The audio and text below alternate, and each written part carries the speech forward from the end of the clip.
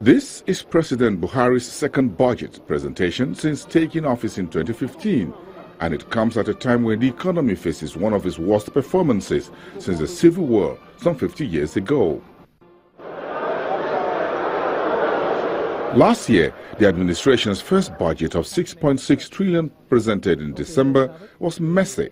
No thanks to the delay in its preparation, the scandalous pardon allegations, and almost 4 months delay of its passage. But despite the false starts, the government was optimistic about the deliverables of its first fiscal appropriations. Events of the year 2016 seem, however, to have thrown spanners in the works in terms of the assumptions and hopes that the budget offers. Oil prices continue to decline. Militant activities reach record high, slamming revenue, while the specter of scarce foreign exchange hurts industrial production and non-oil exports. The result was an economic recession. As President Buhari presents another set of revenue and spending proposals for the new year, one of the chief concerns of Nigerians is implementation. It has been difficult. Dubbed a budget of recovery and growth, President Buhari hinges his administration's success on the 7.3 trillion naira document derived from the National Economic Recovery Plans. But will 2017 budget deliver economic growth and recovery to 160 million Nigerians in the new year? That's a question for which the clock now begins to tick for the administration. Bosin Omofaye, Channels Business News. That's our focus this morning, and joining us to look at that is Dr. Tunji Oguyemi, is a budget historian and a lawyer. Good to have you join us. Thank you so much.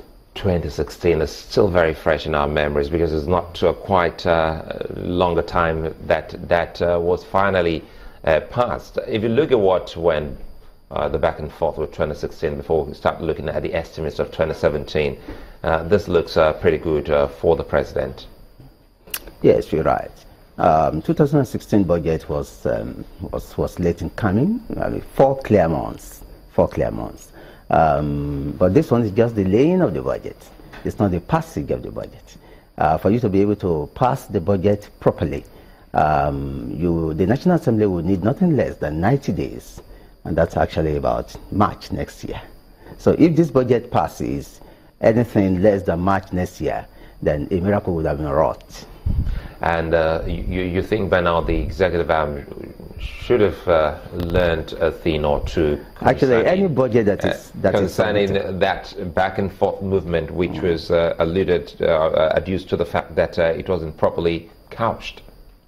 Yes, I hope so that the presidency would have learned from last year's not so palatable history.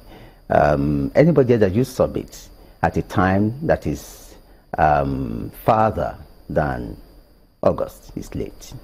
So now let's look at 2017 budget.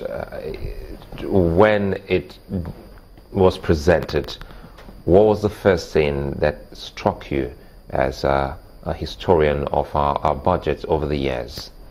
Actually, I was gladdened when I saw that this budget is just a slight increase over last year's budget in terms of the percentage increase. Just about 9.95% increase. In other words, the budget is not intending to overheat the system. So 6.06 trillion compared to 7.3 trillion is still fairly in order, factoring in the exchange rate of the naira. But that's number one. But the second is this, and that is maintaining the capital, the upper notch of the capital budget. The capital budget this year is also a little slightly above 30%. So when you begin to budget consistently for a capital budget, that is about 1/3 of your budget, the tendency is that you are going to get growth. In other words, most of the resources of the country will not be going to consumption, but into the creation of wealth.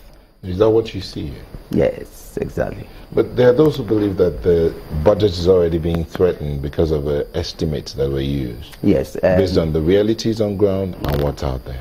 Yes, I know that. But you see, maybe you can keep the hope alive. Last year's or this year's budget, 2016, this year will expire in about 15 days' time.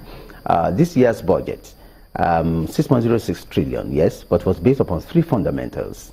The fundamentals being